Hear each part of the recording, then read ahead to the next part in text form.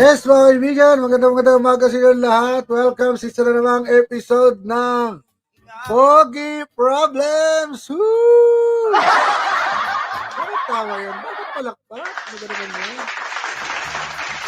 Episode 6 na tayo mga kaibigan at marami po nangyari ngayong araw na ito. Siyempre mga kaibigan, unang-una na po dyan, live na nangyayari mga kaibigan. Isang breaking news ang pag-announce naman ni Yorme Isko Moreno ng kanyang candidacy kasama si Doc Willie Ong. Hindi magkaisa itong mga oposisyon na to. Lahat gustong tumakbo. Iyan mo silang mapagod. At syempre kasabay po niyan ang pag-address naman ni Pangulong Duterte sa UN General Assembly. So titingnan natin yung pareho. Pero ito ngayon mga kaibigan, breaking news, no? Nagtatalumpati na sa kasalukuyan si Doc Willie Ong para sa pagka pangalawang pangulo, no? At ating ngayon titingnan dito ang announcement ni paring Isko Moreno. I-share po namin sa inyo ang video mula naman sa Rappler. Good morning mga kaibigan, mga kaPOGI. At ito po, share natin ang ating video, no? Hinggil sa pinakabagong ulat nito mga kaibigan. Share po natin. Ito ang talumpati ni Yorme Isko Moreno.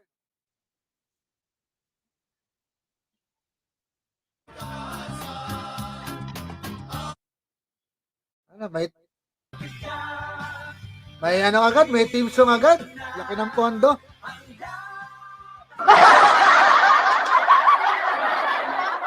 Sa ating minamahal na Vice Mayor, Mga kaibigan, live na live, ha?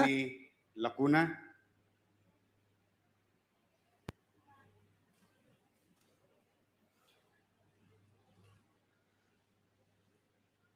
Nitong mga Yan po si nagdaang buwan, Yorme Isko Moreno.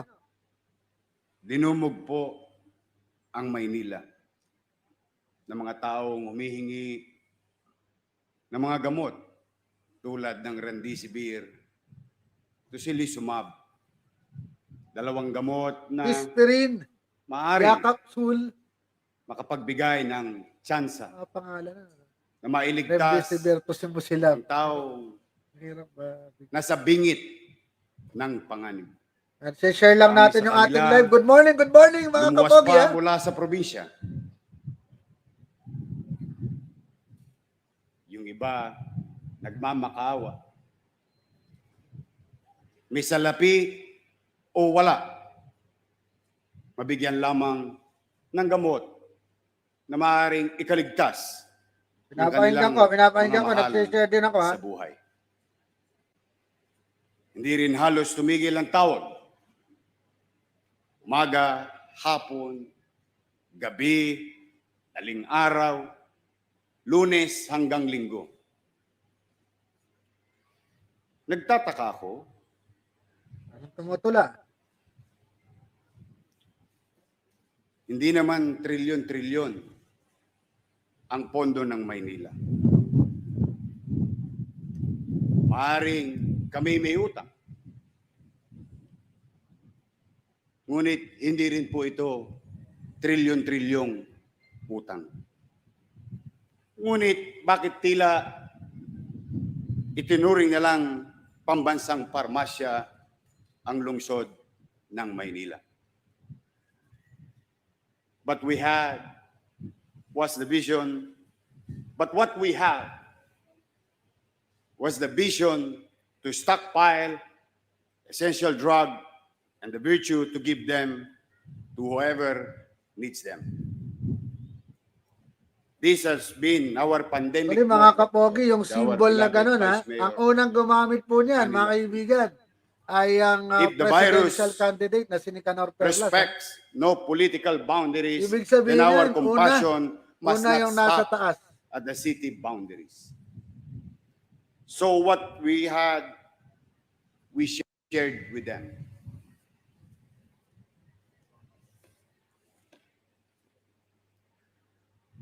we were able to do so because in our own little way, with our team, Manila has foresight. Alam mo, may isa ako kagad comment, mga kaPOGI, no?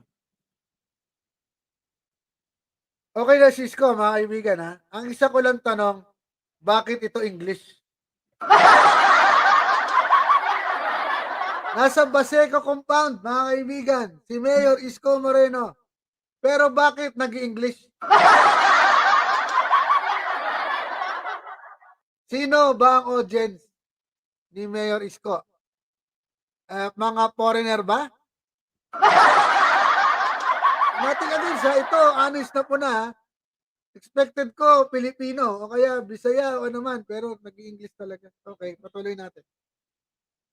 To build its own medicine cabinet of effective responses to the pandemic, from field hospital built Good morning nga in pala sa 52 inyong lahat. days Welcome to sa buying Pogi our Problem. own vaccines.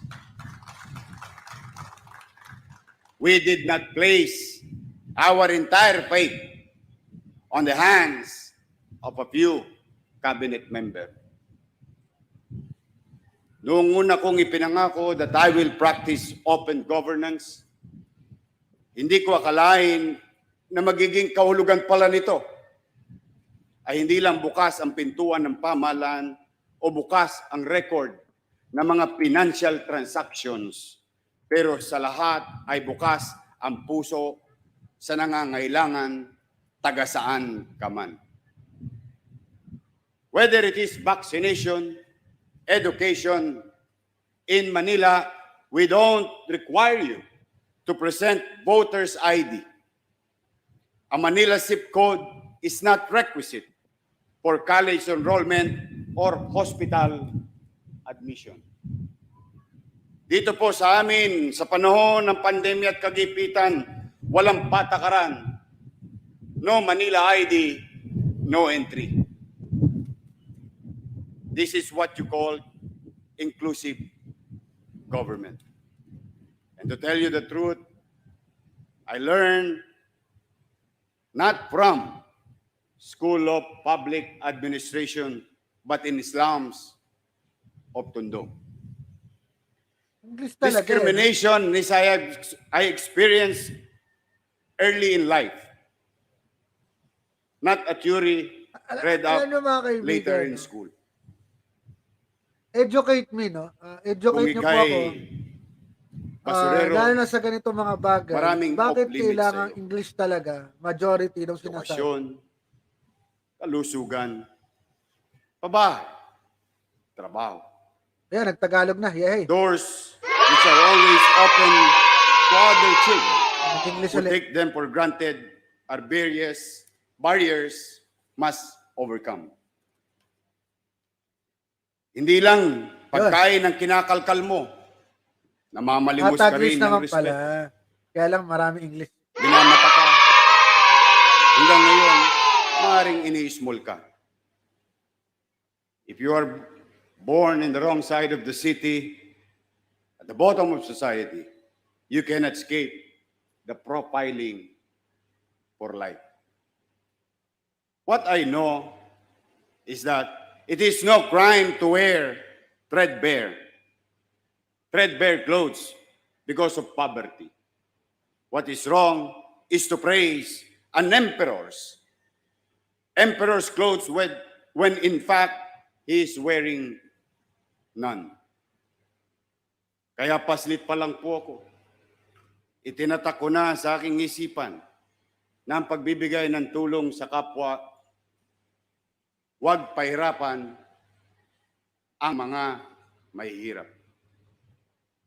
You give them red carpet treatment, not red tape.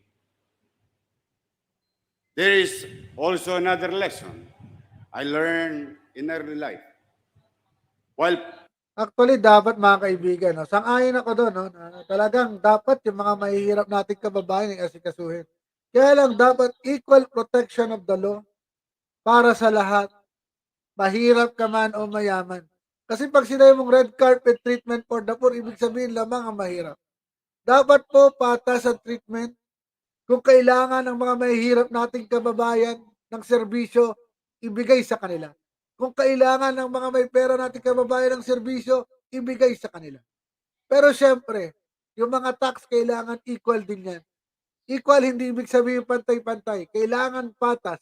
Pag mayaman ka, mas mag-contribute ka ng marami. Pag mahirap ka, pag bili mo pala, nagko-contribute ka na. So dapat po mga kaibigan, patas, fair, equal ang treatment sa bawat nating mga kababayan. Yun lang. Poverty dehumanize. It must not take the humanity out of you. Opo, lumaki akong busabos, ngunit hindi ako naging bastos. Ayan, papalakpakan natin yun dyan. Bagamat balot ako ng dumi sa katawan, ni minsan hindi ko kailangan sabunin ang aking bibig.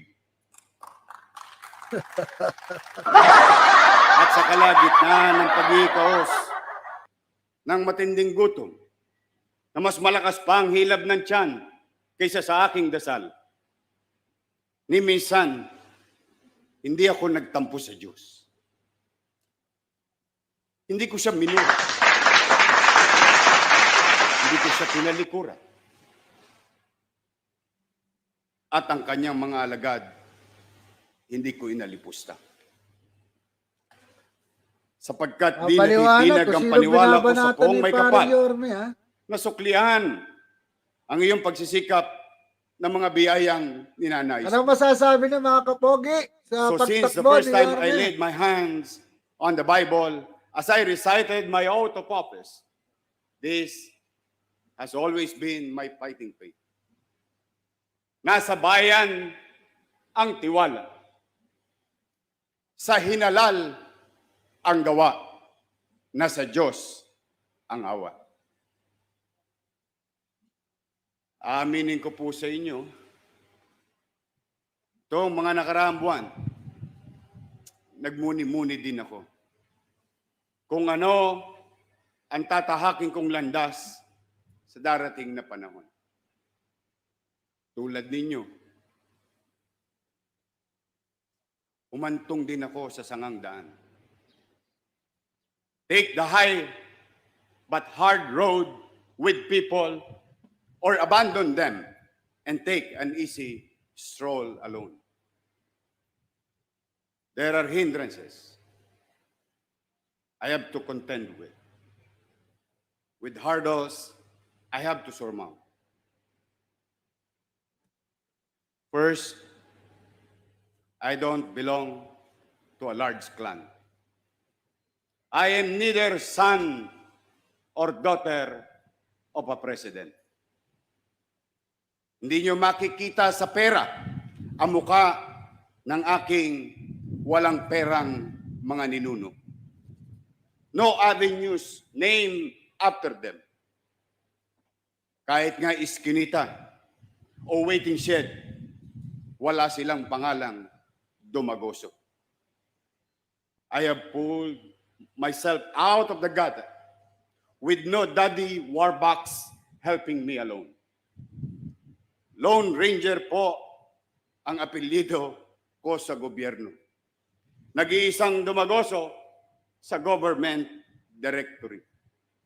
Missing in action din sa social registry.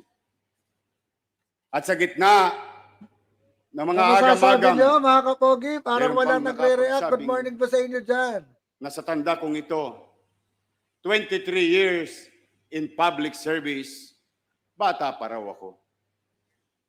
Hindi ko naman kayo masisi. Artistahin to it's.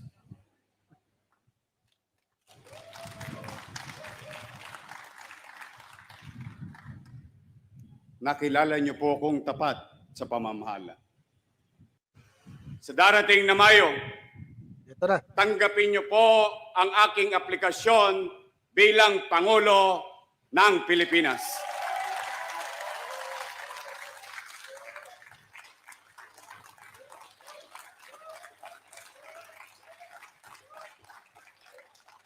Sa akin, mga kaibigan, simple lang. itong mga taong 'to 'no, kumakandidato kaya lang, one of my choices really is Isko Moreno 'no. Pero bakit kaya itong mga tao na 'to ay hindi magkaisa, hindi mag-usap, at hindi magbigayan nang sa gayon naman ang makinabang po ay ang taong bayan?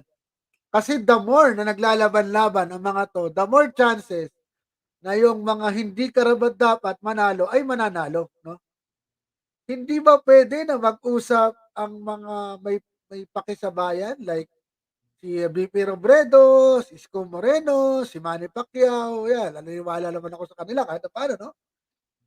Kaya lang kino-consider ba nila na, "Ay maraming baggage si VP Robredo kasi dilawan so, gusto ko medyo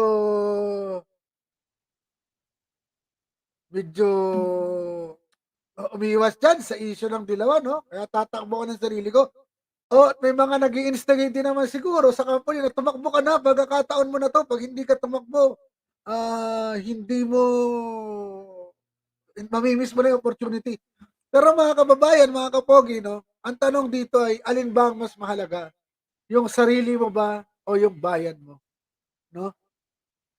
Kasi lahat 'no, si Lacson, si sino 'to, si Pacquiao, si Isko, they are all wanted to run 'no. And siguro I would admire Leni Robredo for being a bit indecisive. Bakit mga kaibigan? Kasi she is talking to all these people trying to consolidate the forces. Hindi po ibig sabihin nun ay duwag si VP Robredo. Ibig sabihin po nun, may konsiderasyon siya sa ibang tao, 'no? At yun sa palagay ko, ang dapat na pangunahing karakter ng isang leader, na you should be considerate of other people no matter kung may differences kayo na konti sa prinsipyo, 'no? Wag naman sobrang laki. So, dapat i-consider din ninyo yung, pagkakataon na yon at yung mga bagay na yon.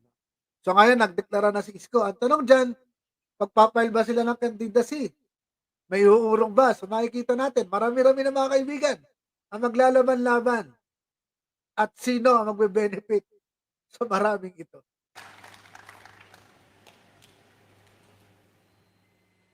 Hindi matayog na ambisyon ang nagtulak sa aking desisyon. Ito, ngunit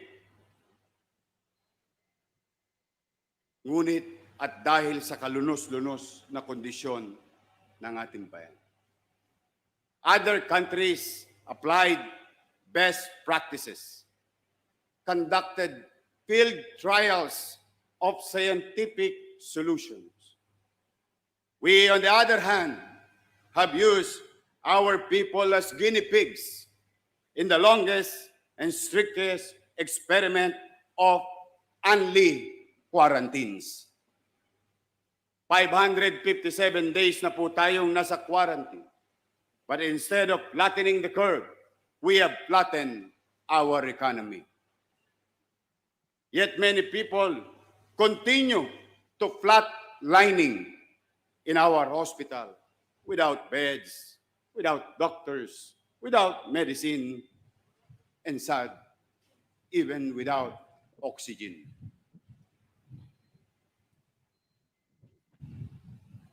Nakalulungkot ang kalagayan ng public health system ng ating bansa.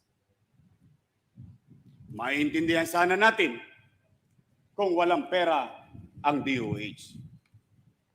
Pero ang pondong panlaban sa COVID binuro. Ang budget inimbalsa mo. Naantala ang pagbili ng mga ventilators at gamot, pati yung katiting na 136 daily na active duty hazard allowance sa mga frontliner na buwis buhay, paiyakan at drops pa ang bigayan. Binumbay po sila. Tampo-tuloy ng isang nurse. Sa galing nilang mangutang, pati kami nautangan. Tama din po ang kanilang silakbo. Bakit pagdating sa face mask, nagawa at nilako ng banyaga, express delivery pa? Subalit ang pandemya ng COVID ay nagdudulot din ng epidemya ng gutom na kumikitil din sa buhay natin. No work, no pay, no food. Ang mga dating isang kahig, isang tuka, ngayon kahig ng kahig ng kahig, walang matuka. Yan mga kaibigan, no, medyo mahaba-haba pa ito, pero I will commend that indeed Isko Moreno has done good things for Manila.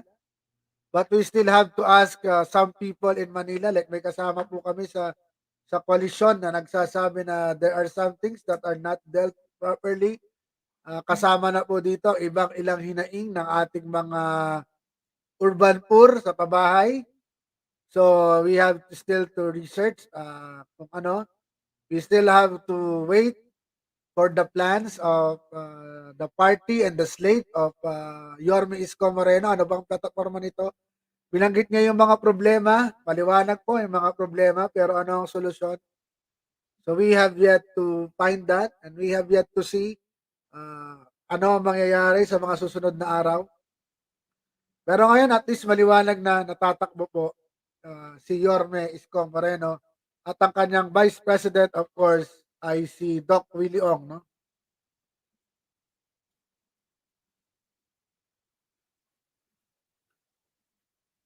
Eto, pakita lang natin ng konti, ha? Magandang araw po. Unang-una, wala akong ready speech.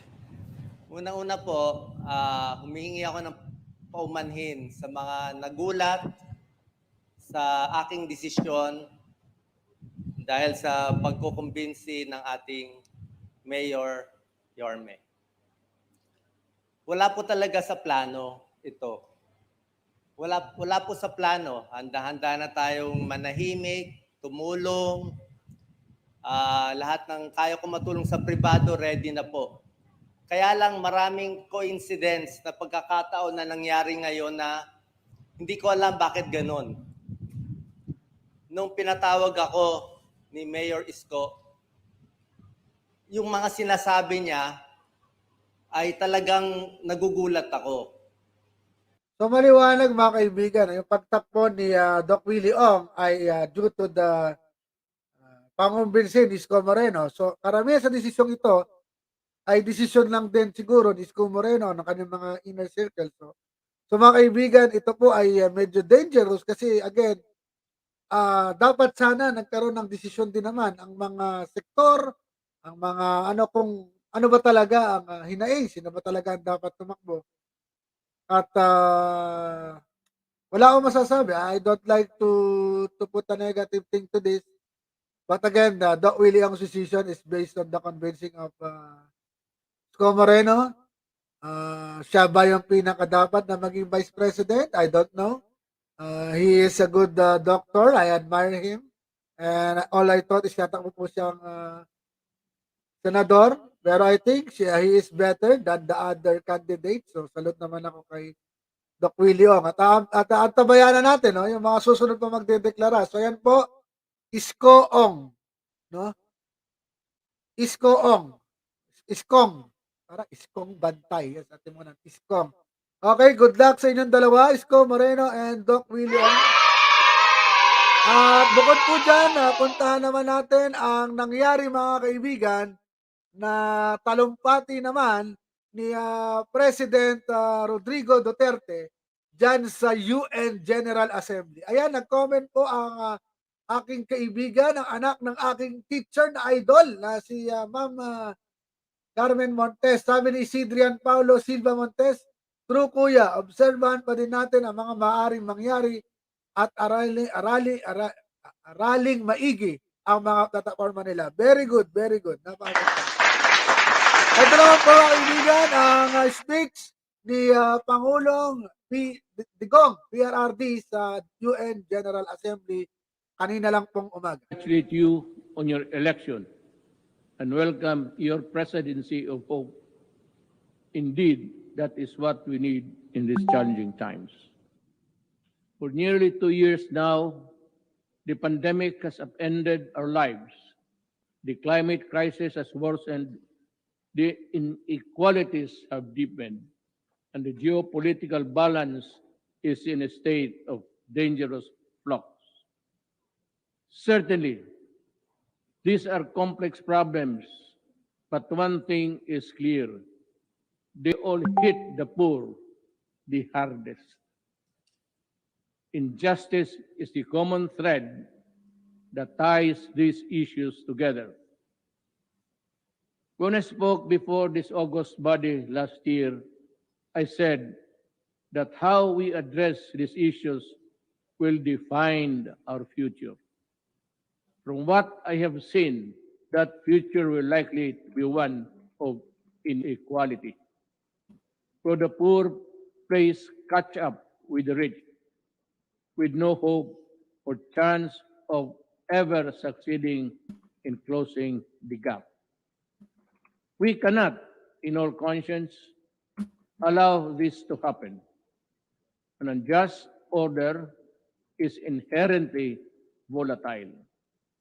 We have to reverse course. How then do we, as governments, reconcile our obligations to our own citizens with our responsibility to the rest of humanity? For the Philippines, we understand that we need to expand our notion of us beyond the nation so we can work together to secure our common future. We recognize that only inclusive multilateralism can deliver the global public goods we need. And we believe that fairness, equality, and respect should always be the basis of our engagement with one another. Only with this can we correct the injustices Tama. that doom the downtrodden all over the world. Naniniwalaan To a kaya life ni of Presidente indignity. sinasabi niya? And for the Sana, thousands hopefully, during siyempre, this sinasabi niya. pandemic, certain death. Mr. President, the picture is bleak. It is a man-made drought of vaccines ravaging the poor countries. Rich countries hoard life-saving vaccines while poor nations wait for trickles. They now talk of booster shots where developing countries consider half doses just to get by. This is shocking beyond belief and must be condemned for what it is, a selfish act that can either be justified rationally or morally. The plain fact is, this pandemic will not end unless the virus is defeated everywhere. Vaccines are key to achieving this. This is why the Philippines committed $1 million to the UN's COVAX facility. This is a modest contribution to our collective fight against COVID-19. Register your domain and start your Mamaya, website with may ano pa, hostinger.ph. may- Choose from the most trending domain extensions. Tama na yung advertisement. We strongly urge our privileged partners to fully support the COVAX facility and further strengthen other cooperation mechanisms. We need this to save more lives, break the cycle of variants, and help ensure global economic recovery. Just as COVID-19 has had an uneven impact on the people's climate change has also exposed the varying vulnerabilities of countries around the globe. Okay yan, climate change. The risks Pinag-usapan, and ha? burden of a warming climate are simply not the same for everyone. The greatest injustice here is that those who suffer the most are those the least responsible for this existential crisis. But here we are now at a critical tipping point where failure to act leads to cataclysmic consequences for the whole of humankind. The Philippines accept its share of responsibility and will do its part to avert this collective disaster. We submitted our first nationally determined contribution with a target to reduce greenhouse gas emission by 75% by 2030. I issued a moratorium on the construction of new coal power plants and a directive to explore the nuclear energy option. But this contribution will be rendered useless if the biggest polluters, past and present, choose to do business as usual. We therefore appeal for urgent climate actions, especially those who can truly tip the balance. Developed countries must fulfill their long-standing commitment to climate financing, technology transfer, and capacity building in the developing world. This is a moral obligation that cannot be avoided. Our world's transition to a green economy must not be at the expense of developing countries' economic vitality. It simply cannot be, or it would be another travesty of justice. Mr. President, the Filipino people aspire for stable, comfortable, and secure life founded on freedom, justice, and equality. We have made significant strides on this after more than a century of nation building. Today, the Philippines is a middle-income economy and a thriving democracy. But difficult challenges remain. This we do not deny. Millions of Filipinos work abroad under the most difficult and inhumane of circumstances. We call for the abolition of all structures that allow exploitations and oppression of migrant workers. The kafala system is one such behemoth that chains the weak, the desperate, and the voiceless to an existence of unimaginable suffering. Nothing can justify the continued existence of this unjust system. While reforms have been made, the kafala system must be dismantled sooner or later in the name of justice and basic decency. The Philippines seeks stronger partnerships to protect the rights of the Filipinos and realize the full potential of our nation. But let me be clear. What we mean is partnership that respects our people's agency. Let me say this again. My government has a mandate and obligation to my people. We will deal with all criminals, including terrorists, with the full force of our laws. The Filipino people want to live in peace, security in their homes and communities, free from harm and danger from the lawless. But achieving this goal has not been without challenges. I say this in no uncertain terms. The law applies to all. I have instructed the Department of Justice and the Philippine National Police to review the conduct of our campaign against illegal drugs. Those found to have acted beyond bounds during operations shall be made accountable before our laws. We have recently finalized the United Nations, our joint program of human rights. This is a model for constructive engagement between a sovereign member state and the United Nations. Meaningful change to be enduring must come from within.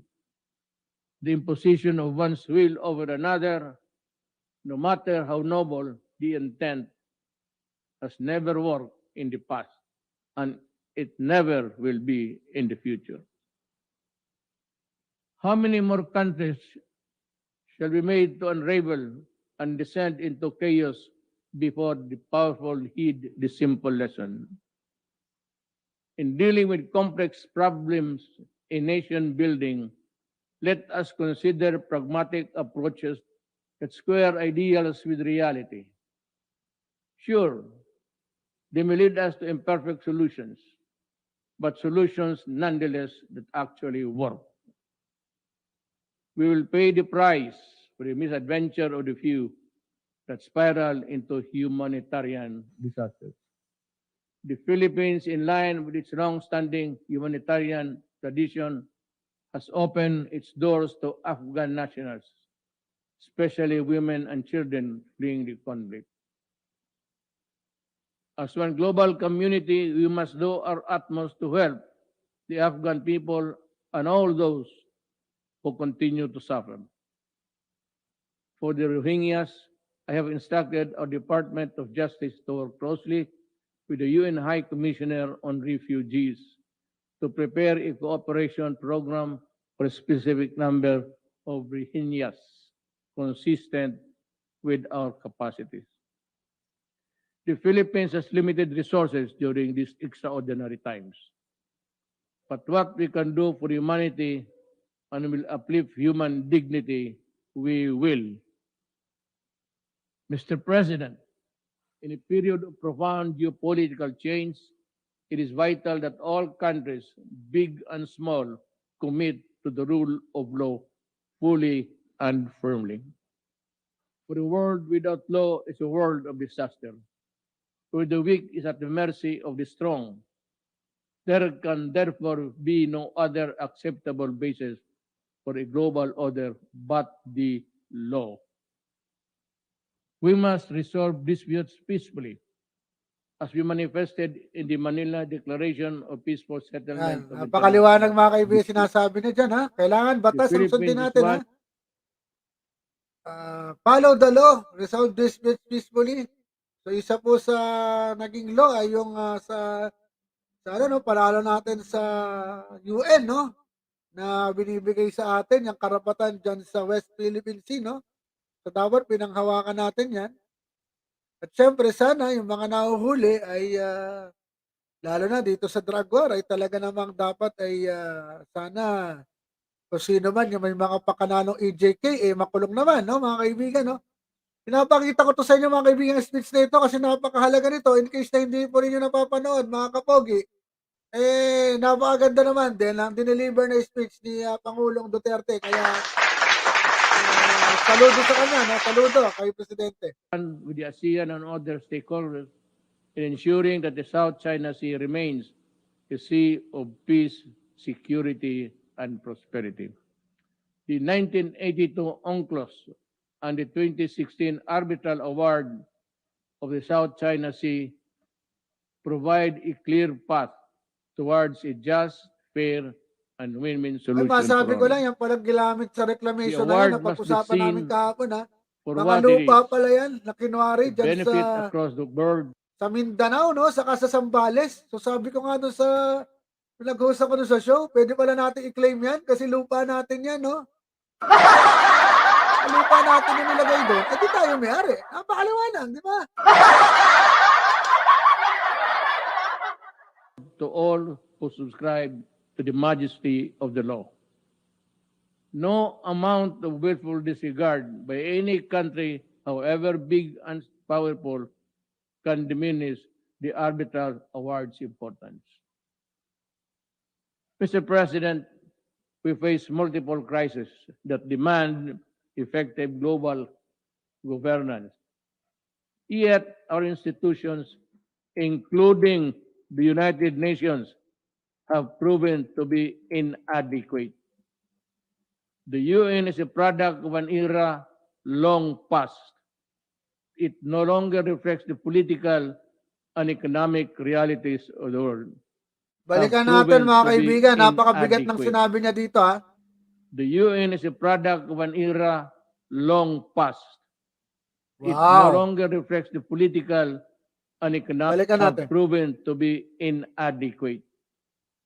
Effective global governance. Yet our institutions, including the United Nations, have proven to be inadequate. The UN is a product of an era long past. It no longer reflects the political and economic realities of the world. Alam niyo mga kaibigan, no, kung bakit ineffective ang UN? Kasi may mga bansang nagbibito dahil dyan sa Security Council. Diba? May mga hindi sumasang-ayon, may mga pasaway. Lalo na sa Paris Agreement, may mga pasaway. Yung malalaking bansa, US, China. Dapat pag binoto na sundin yan, kailangan lahat susunod at may penalty. Malaki man o maliit yung bansa. Kaya nga napag-agreehan eh. Dapat pare-pareho equal. Yun po ang problema. Hindi yung institution ng United Nations, kundi yung mga miyembro na bully. Yan ang problema. I don't believe what you're saying that the UN is an ineffective and a product of an era long past. It is because of people who do not believe in the UN and who are abusing their strength and their power to their advantage at the expense of the United Nations. Yan ang katotohanan, mga kaibigan. Democracy and transparency are concepts that reverberate in the halls of the UN. But ironically, the Security Council, the pinnacle of UN structure, violates every tenet of these values. It is neither democratic nor transparent in its presentation and processes. Many member states have spoken firmly, and we agree This simply is not right. if the UN is to lead the world out of the many crises we face, things need to change. The UN must empower itself by reforming itself. Therein lies the hope of humanity. Thank you. Ayan mga kaibigan, naging talumpati ni PRRD sa United Nations. Minensyon naman niya mga kaibigan ang estado ng climate change. Sinabi niya na nagpadala tayo ng ating nationally determined contributions. Pero ano ba ang ginagawa sa climate change? Sinuspindi daw ang pagbubukas ng new coal-fired power plants. New meaning bago pero marami ng pending. At siyempre, ano bang balak sa renewable energy? Ano bang balak sa climate change adaptation? Ano bang plano talaga? Malabo mga kaibigan, may pondo. Anong gagawin sa pondo na yan? Hindi pa rin natin alam. So, these commitments are still commitments. And we hope that more countries will eventually agree to have net zero by 2030, 2030, 2030, not by 2050. Bakit mga kaibigan? Sapagkat yan pong temperature na tataas, yan pong carbon, at iba pang gases na nandyan sa atmosphere natin, ay hindi naman po titigil, mag-accumulate yan. So pag sinabi mong net zero ka by 2050, that is 29 years from now. 29 years. Doon ka pa magne-net zero, aba, hindi ba dapat nag-iisip ka? Kasi by 2030, ang ating pagtaas ng temperature ay pwedeng 1.5, 1.8 o maging 2 degrees centigrade hotter. Ang ibig sabihin yan, ang temperature natin ngayon pag summer na umaabot ng 40, 42, pagdating po ng 2030, baka 50, 60 degrees centigrade. Ganyang katindi. At mag-iintay pa tayo ng 2050, 29 fucking years just to be net zero. Diba? Palagi na lang ang haba ng time frame natin, mga kaibigan. Ang haba ng time frame. Hindi ba natin pwedeng gawin ang mas maaga? Hindi ba tayo pwede magmadali? Kailangan talaga ang haba ng ating time frame. Diba? I am not telling na ako ang pinakamatalino, pero ang haba mga kaibigan ng time frame, 29 years just to be net zero. We should, bilisan natin. Hindi mag-iintay yung init na yan, mga kaibigan, mga kapogi. Hindi mag-iintay ang init ng mundo. Hindi mag-iintay ang mga pwedeng mangyari sa atin. Kasi tayo ang delikado dito. Walang pakialam yung environment sa atin.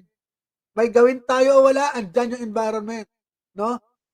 Unless gusto nyo maging total recall ang estado ng mundo natin, di ba? Hindi ka makakalabas ng walang suit or anything kasi masusunog ka sa labas.